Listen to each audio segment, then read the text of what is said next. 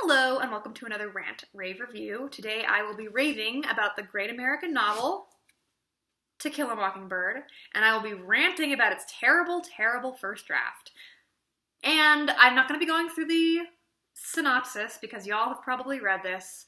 If you haven't read it, I highly recommend it. But I'm going to be doing a series of hot takes because I have a lot of feelings about this book. I read it when I was in 9th grade and I loved it. I was a very strange teenager who would basically latch on to one character per book.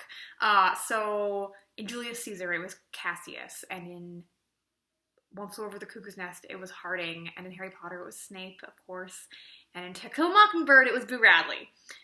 So the book starts out, if you don't remember, where she talks about, my brother Jim broke his arm the summer that we made Boo Radley come out. Boo Radley is this weird shut-in, almost like an urban legend, where he's a freak who eats mice and stabbed his dad, and he's crazy and he never goes out, and that means he's probably albino. Maybe. I don't think they actually say that, but high school me was clearly. And so he's this weird guy, and I was like, yes. So that's how the book starts, and he doesn't show up until the very end, so I was like, I gotta read the whole thing, gotta read it fast. That's probably why I enjoyed it so much. I read it super fast. And I really liked it. However, a lot of people don't like it. And I submit that they don't like it for the incorrect reasons. I'm okay if you don't like this book, but I hate when people don't understand something and therefore don't like it. I'm just like, no, you're wrong. The reason that you're wrong. Yeah, okay. So, hot take number 1. This book is not about rape. A ton of students are like, I hate it. It's about rape. And I'm like, no, it isn't.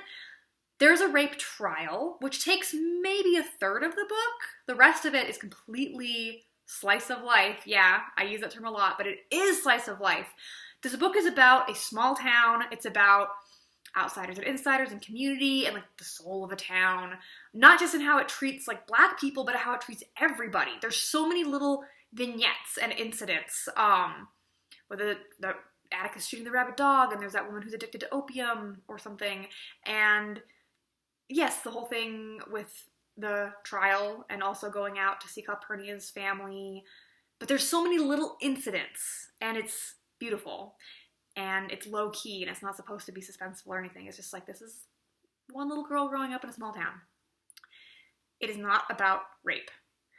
It is also not. So many people are like, oh, Bob Ewell, raped whatever her name is. And I was like, no, I'm pretty sure there was no rape. At all. I'm pretty sure it was just, I don't remember her name. The girl, the woman, she, totally has a crush on I don't know his name either. The black guy throws herself at him, and he's just like, yikes, whoa. And then the dad, Bob Ewell, comes in, and he's like, oh, gotta kill that guy. Gotta kill him. Time to, he's raping my daughter. There's no evidence that she was actually, raped at all. At all. I don't get why people are obsessed with, well, this is what happened. I'm like, I don't think this is actually a crime. I don't think a crime was committed. I think that they just want to murder this dude for, being uppity, aka having this chick throw. He did nothing, okay? She threw herself at him, and he's just like, why? Why is this happening? He's just being a good guy, trying to move some friggin' furniture for her. No crime happened, okay?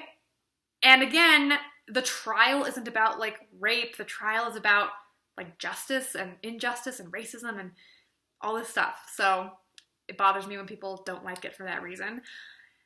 That's hot take number 1. Hot take number 2. It is not a story about loss of innocence. This is more like English teachers. They have all these ways of putting things in pigeonholes, and they're like, this is a book about coming of age and loss of innocence. And I'm like, is it though? Because Jem comes of age, and you could say that Jem kind of loses his idealistic childish ways. Scout doesn't. Scout starts as a little tiny kid in the beginning. She gets slightly older, and she never really loses her trust in her father or idealism or even trust in the town. She kind of never really 100% gets what's going on, which I love. I guess it's dramatic irony where you, the reader, know exactly what's happening, but she's still this little girl, and the way she describes it, you're like, oh, I don't know if she quite understands 100% what's going on. It's really good. One of the reasons why it's so well written. I'm just like, I love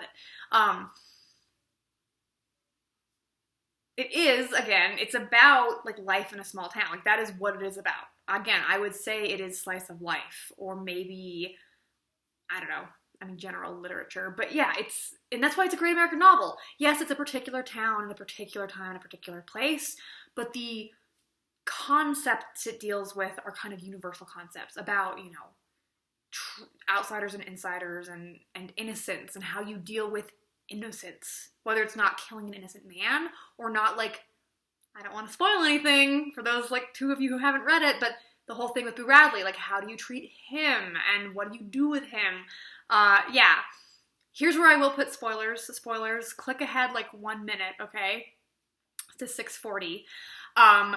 So another hot take that I can't, I don't even know if this is a hot take. This is just like America's youth are horrible. I was subbing for a class and these kids had just finished reading the book and they literally thought that Jem killed Bob Ewell. They're like, oh yeah, like he said, like Atticus said he did. And I was like, are you sure that's what happened? And they're like, yeah, Atticus said so. And I was like, are you sure that's what's happening? And they were like, and I was like, who else? Like, Jem's arm was broke. Who else could have done that? And they were like, what? Boo Radley? And I was like, yes, Boo freaking Radley! Like, do you need it spelled out in black and white, children? Do you need this spelled out? That's not really about the book. That's just, like, people be dumb. I don't know. It makes me... If you ever subbed for an English class, you're gonna lose your faith in, like, humanity. Anyway, yeah, Boo Radley, we all know what happened. And it's almost time for spoilers to be over. 3, 2, 1. Okay, back to the spoiler-free part. Hot takes. Oh my gosh, another incorrect reading of it or incorrect reason for hating it. I had a colleague who was like, oh, I hate that book because my friend told me to read it because it was a diverse book, aka written by, like, or about, like, race and blackness and such. She's like, and it wasn't. And I'm like, no, duh. It's not supposed to be a diverse book. It's a white author writing about a white main character. And yeah, there's, like, some racial tension in there, but that's not what it's about. It's not even about racism. Just like it's not about rape, it's not about racism. Yeah, it deals with that. That's not the main point of the book. And again, anyone who teaches that as the main point of the book is wrong, and they're going to make students hate it because you read so many books. I'm sorry, like, this is a problem with American high schools, is we act like the only races are black and white, and I'm like, hey, did you know that there's, like, natives and Asians and mixed race and, like, Hispanic and, you know, oh, no? Okay, I mean, I guess we'll only focus on Southern black culture. It's a real problem. Like, it's not even diverse. You're like, okay, you can have white, or you can have black, and I'm like, well, there's other cultures. But anyway, yeah, hating To Kill a Mockingbird for not being diverse is like hating it for not being a romance. Like, if someone was like, oh yeah, this is a really good romance book, and you read it, and you're like, I hate it because it's not a romance. Like, wrong. You should just hate your friend for lying to you. But anyway, that's my hot take. Okay, any more hot takes about this book? I love it. It's beautiful. You should read it. If you haven't read it again, read it again. I had to, again, subbing. I had to sub and read the last chapter of this to the students, like, out loud, and I was like, crying because beautiful. Okay, yay! To Kill a Mockingbird is a great American novel. You should read it. It's good. Okay, now let's talk about its terrible first draft, which is called Go Set a Watchman. It came out like 5 years ago. Everyone and their uncle bought it and read it, and then no one has ever read it since because it's garbo. I don't know if it's a hot take or not, but no one really talks about it anymore. When it came out, all these people were all aflutter because they're like, oh my goodness, Atticus is a racist. I'm so happy about that. And I was like, you people are freaks, but okay. Okay, here's the story about Go Set a Watchman.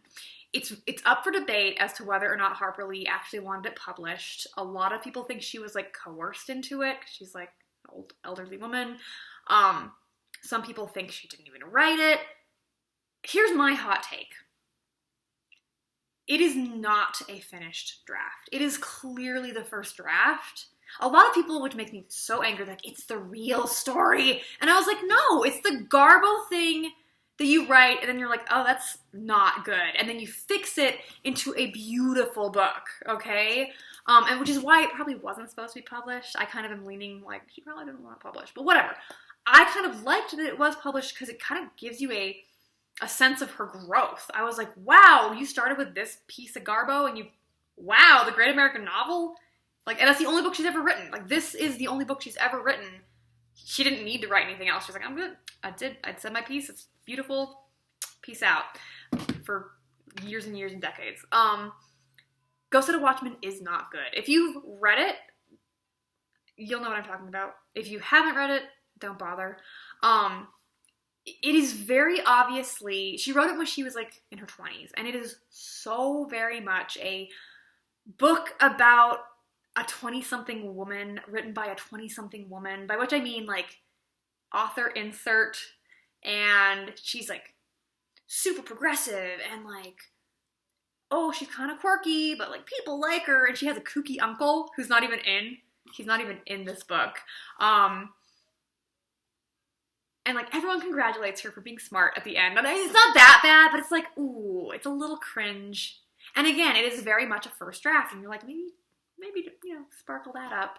But again, people are like, it's the real version. I'm like, is it? Because in Ghost of the Watchmen, I'm pretty sure Jem is, well, it's like when they're adults.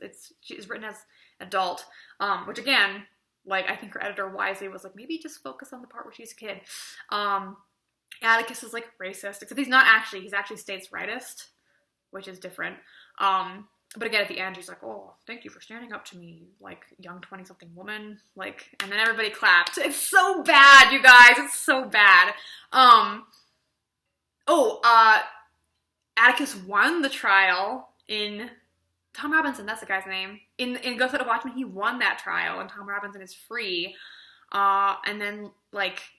But it's just very, like, nothing much happens. There's a stupid romance for no reason, like, Scout, or, I don't know if they still call her Scout, but she's, like, dating this random, boring man who does not need to exist or be in the novel. Nothing happens, it's duller than dirt, and it's not good. And people liked it, honestly, because, like, we live in an iconoclastic society that likes to destroy tradition, and they're like, Atticus was a good person, now he's a racist, like, let us delight in evil. Like, I don't know, I hate America. This is a great review. Okay. Happy birthday, America. No, like, we've become this horrible iconoclastic society that literally is like, oh, this character is good and noble, like, can't have that, spit. Like, oh, we gotta have a dark and gritty Superman, we have to have a, like, hopeless Luke Skywalker, we have to have a racist Atticus, and it's like, well, the joke's on you, sucker. Atticus isn't a racist because this is the final draft, and this is the canon. For like an example, okay, of people like literally saying, oh, this is the real story, and I'm like, no. So my books, where are they? I'm not going to spoil anything, but let's just say that in the first draft of my book, Sebastian was a genocidal maniac who wanted to kill all the Chiaroscurans. Yeah, that was my first draft. If you've read my books, you'd be like, what? So if somebody came to you and was like, oh, the real story is that he's a genocidal maniac, I'd be like, did you not read the actual, like, published version? Because the published version is quite different from the first draft. Yeah, so, this very short rant rave review. Short rant, but basically just don't read Ghost of the Watchmen. It's not good. It's interesting to read as a writer because you're like, wow, look how far she came. It's not good to read as a reader because you're like, wow, what a piece of garbage. Yeah, that's all I have to say. I don't know. Yeah, happy birthday, happy 4th of July. Yay, America. It's not really America's birthday, it's just when we declared independence, but whatever, it's like our quickening. I don't know, anyway, this review's getting weird. Alright, see you next time. I'm gonna rant for real. I'm gonna rant and rave and all the things next time. See you, bye-bye.